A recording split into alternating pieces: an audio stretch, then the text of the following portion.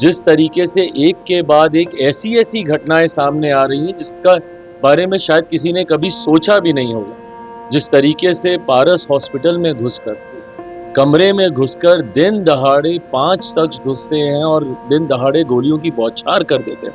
हकीकत यह है कि अगर एक भी आपराधिक घटना होती है तो प्रशासन को जिम्मेदारी लेनी होगी। एडीजी लॉ एंड ऑर्डर इस तरीके की बातें कतई नहीं कह सकते हैं कि भाई बरसात के से पहले इस तरीके की घटनाएं होती हैं।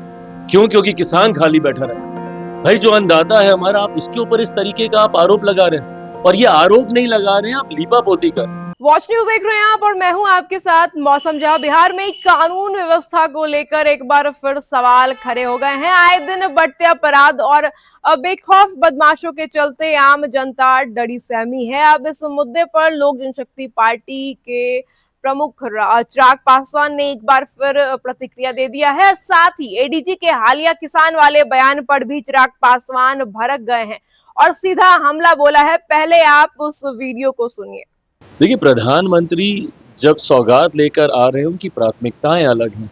वो बिहार को एक विकसित राज्य बनाने की सोच के साथ कार्य कर रहे हैं। जहां तक रही लॉ एंड ऑर्डर की बात, ये संघीय ढांचे में, फेडरल स्ट्रक्चर में हर कोई जानता है कि पूर्णतः ये राज्य सरकार का विषय आता है, ये राज्य सरकारों के अंतर्गत आता है। ऐसे में प्रधानमंत्री को चिंता नहीं, कतई ये बात जायज नहीं। बट हाँ, ये चिंता हम सबकी भी है। जिस तरीके से हाल फिलहाल के दिनों में आपराधिक घटनाएं बढ़ी हैं, जिस तरीके से एक के बाद एक ऐसी ऐसी घटनाएं सामने आ रही हैं जिसका बारे में शायद किसी ने कभी सोचा भी नहीं होगा। जिस तरीके से पारस हॉस्पिटल में घुसकर, कमरे में घुसकर दिन दहाड़े 5 शख्स घुसते हैं और दिन दहाड़े गोलियों की बौछार कर देते हैं। ऐसा नहीं है कि बिहार में ये घटनाएं पहले नहीं हुई। जो लोग जंगल राज जिनके नेतृत्व में होता था, आज जब वो हम लोग पे उंगली उठा रहे हैं तो उनसे पूछने की जरूरत है कि 98 में पीएमसीएच में भी इसी तरीके से गोली चली थी और उस वक्त के मंत्री, उनकी हत्या कर दी गई थी। उस वक्त वो मंत्री थे, उस वक्त घुस के उनकी हत्या कर दी गई थी। उस वक्त किसकी सरकार थी? इन्हीं की थी ना। पर ना उस वक्त के इस घटना को जायज ठहराया जा सकता है, ना आज की इस घटना को जायज ठहराया जा सकता है। हकीकत यह है कि अगर एक भी आपराधिक घटना होती है तो प्रशासन को जिम्मेदारी लेनी होगी। एडीजी लॉ एंड ऑर्डर इस तरीके की बातें कतई नहीं कह सकते हैं कि भाई बरसात के से पहले इस तरीके की घटनाएं होती हैं। क्यों? क्योंकि किसान खाली बैठा रहता है। भाई जो अन्नदाता है हमारा, आप उसके ऊपर इस तरीके का आप आरोप लगा रहे हैं, और ये आरोप नहीं लगा रहे हैं, आप लीपापोती कर रहे हैं। आप अपनी जिम्मेदारियों से आप भागने का कार्य कर रहे हैं, जो कि कतई स्वीकार्य नहीं।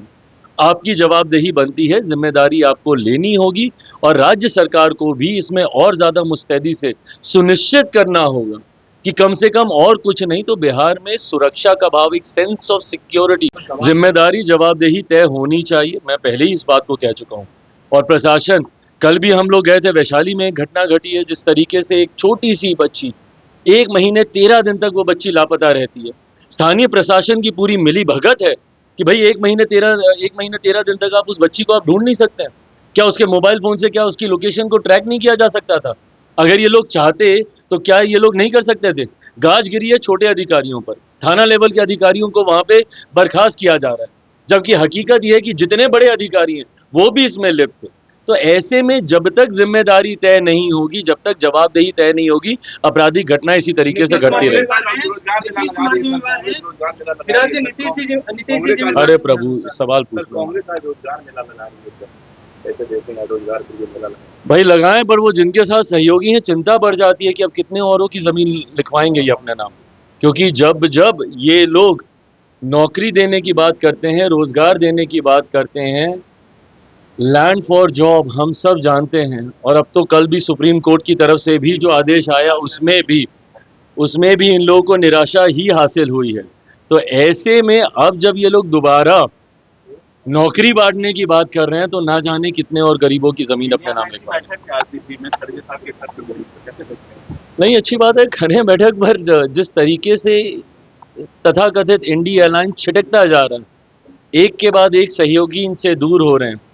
बंगाल के इनके सहयोगी हों, महाराष्ट्र के इनके सहयोगी हों, धीरे धीरे वो दूरी दिखाई दे रही है। और ये बार बार हम लोगों ने कहा कि एक ऐसा भानुमति का कुनबा है जो कि बनने से पहले ही बिखरता है। ना जाने कितनी बार इसको संजोया गया है, कितनी बार ये बिखरा है। दिल्ली के चुनाव आते आते तक ध्वस्त हो गया था, अब बिहार चुनाव आते आते तक कितना रहेगा ये समय बताएगा। तो सुना आपने चिराग पासवान ने क्या कहा। उन्होंने कहा है कि जो अन्नदाता है हमारे, उसके ऊपर कैसे आरोप लगा रहे हैं, और साथ ही बिहार में जो क्राइम बढ़ रहे हैं उसके ऊपर उन्होंने प्रतिक्रिया भी दिया है। फिलहाल इस खबर में इतना ही। आगे तमाम अपडेट्स के लिए बने रहिए हमारे साथ वॉच न्यूज पे। धन्यवाद।